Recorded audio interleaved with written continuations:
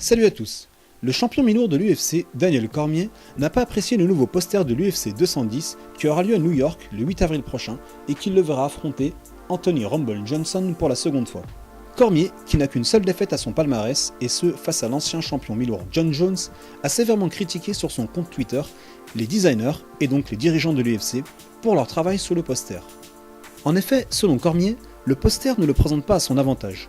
On y voit DC au premier plan, avec un Rumble de taille immense au second plan, juste derrière le champion, frappant dans ses mains, ultra menaçant et semblant prêt à prendre la ceinture du champion. Dana White, le président de l'UFC, a déjà critiqué a.k.a. le camp d'entraînement de DC pour leur manque de professionnalisme en ce qui concerne la sécurité de leurs combattants, qui, selon lui, se blessent régulièrement à l'entraînement et donc mettent l'organisation dans l'embarras. Cain Velasquez, Luke Rockhold, DC, Khabib et d'autres ont déjà contracté pas mal de blessures et donc annulé, voire repoussé certains des plus gros événements de l'organisation américaine.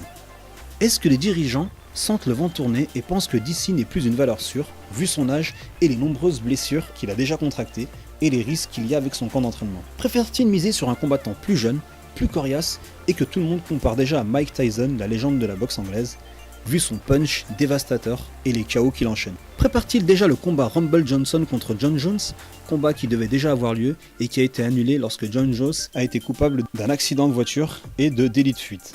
Sans aller aussi loin, DC semble laisser entendre que l'UFC fait du favoritisme et, si ce n'est de façon directe, de façon subliminale. Mais le champion n'est pas dupe.